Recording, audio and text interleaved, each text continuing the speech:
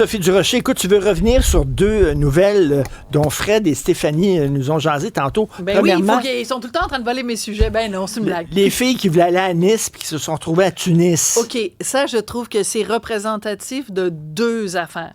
L'ignorance crasse des Américains de ce qui se passe à l'extérieur des États-Unis.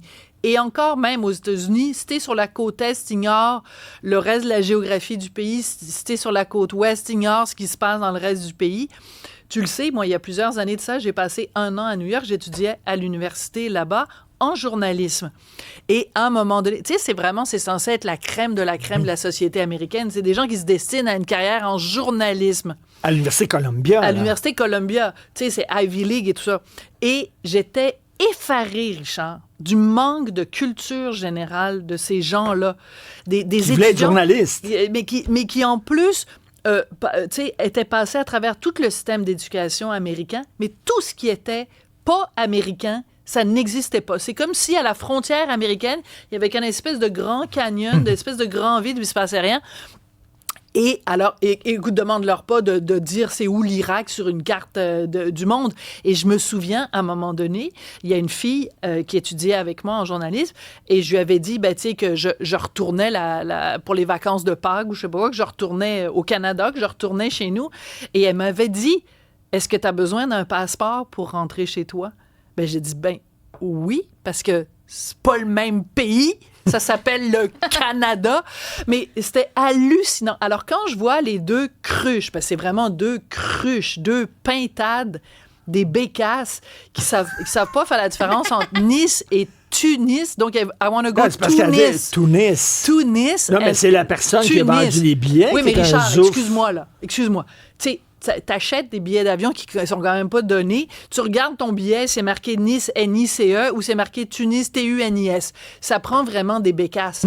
Mais ce qui m'épate, et bien encore, c'est pas très gentil pour les bécasses, mais ce qui m'épate, c'est que c'est une discussion qu'on a souvent, toi et moi.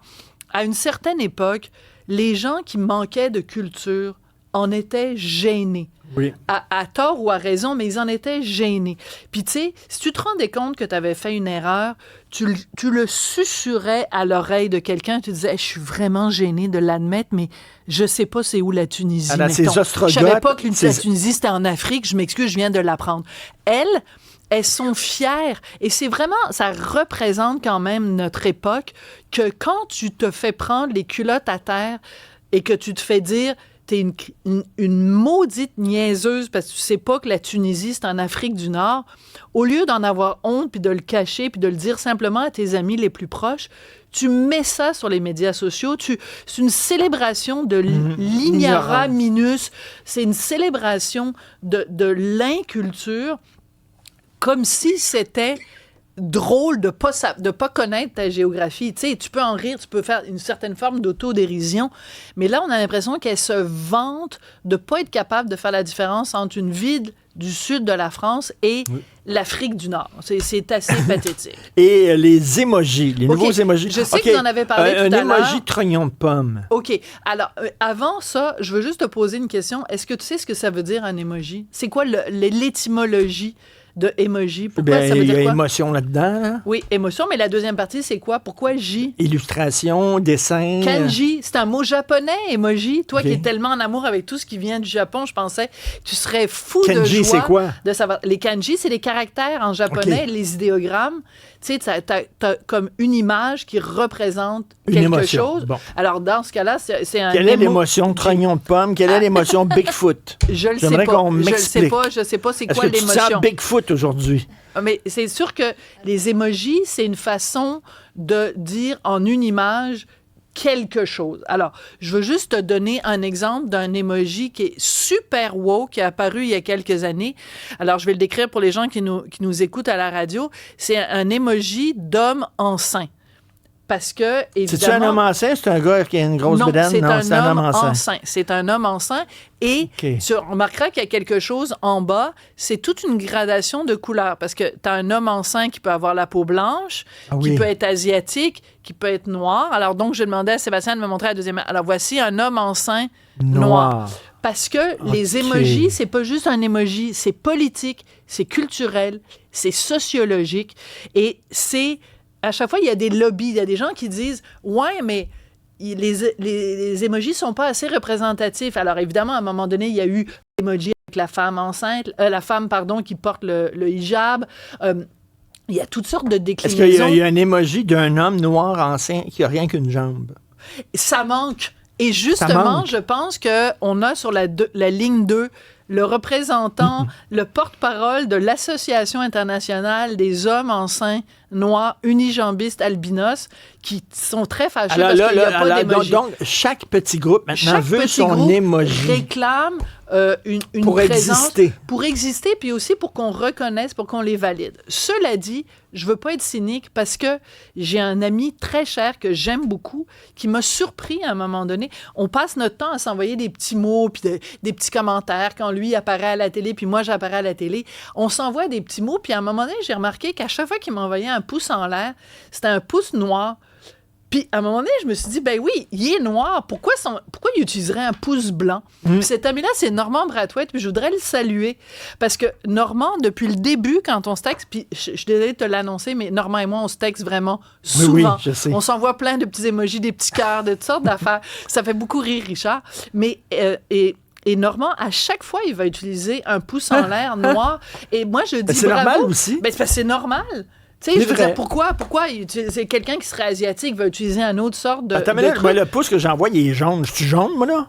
Ben oui, mais c'est parce que tu les as pas les bons. Et je veux terminer avec peut-être une anecdote. À un moment donné, je t'ai envoyé, tu m'as envoyé, parce que nous aussi, on se texte souvent. Ben, tu sais, on se sexte des fois, mais on se texte. Oui, toi, jamais. Mais moi, il y a des cœurs, des fois. Oui, des cœurs, ou t'aimes bien utiliser le petit bonhomme avec des lunettes de soleil, ou le petit bonhomme qui a l'air de Groucho Marx, mais en tout cas, c'est pas là que je voulais aller. C'est qu'à un moment donné, très récemment, je voulais te dire merci, puis je t'ai envoyé l'emoji de merci, les deux mains jointes comme ça, puis t'as dit, pourquoi tu m'envoies un symbole de prière? C'est quoi cette niaiserie-là? Oui. T'es athée, tu crois pas en Dieu, pourquoi tu m'envoies une affaire de prière? C'est namasté, Richard. Namasté. Namasté. C'est comme ça qu'on dit merci en yoga, hein? C'est comme ben si, les bouddhistes, ils disent merci comme ça, donc namasté à la fin d'un cours de yoga, tout le monde fait ça comme ça. Tu es bouddhiste, ça n'a rien à voir. Non, mais moi non plus. T'es-tu bouddhiste, mais toi? pas en tout. Ben pourquoi tu m'enverrais des signes bouddhistes? Parce que quand je prends des cours de yoga, à la fin, on fait namasté, puis fait que soit cool. Tu sais, il y a des t-shirts même, c'est namasté Chris, quelque chose comme ça, là. Je sais pas si vous l'avez déjà vu, namasté, virgule Chris, et Fred, il connaît ça.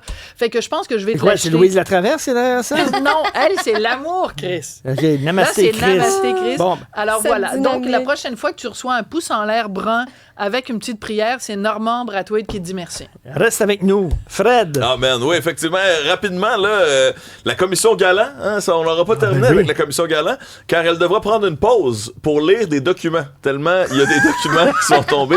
Non, sans blague, on vient d'apprendre ça cet après-midi. 10 ans.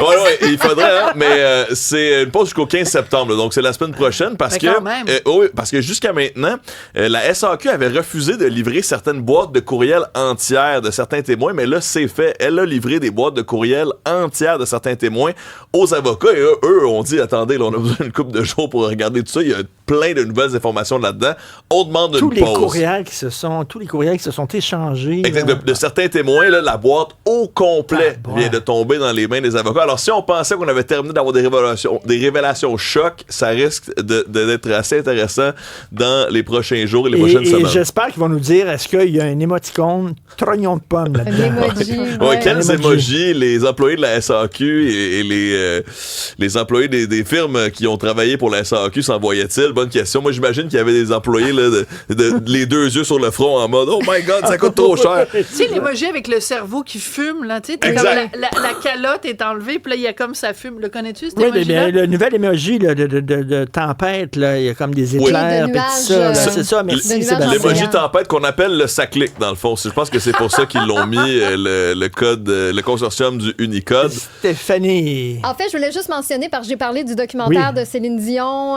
concernant l'album 2 qui devait être présenté ce soir, finalement annulé en raison de droits d'auteur qu'on n'aurait pas en Amérique du Nord. Oh là là. Oui, mais ça, c'est assez particulier quand même, parce qu'on l'a appris, le communiqué a été envoyé comme il y a une demi-heure, même pas. Ouais. Tu sais, tu dis, c'est le soir même de la diffusion, puis là, vous venez de vous rendre compte que vous n'avez pas les droits.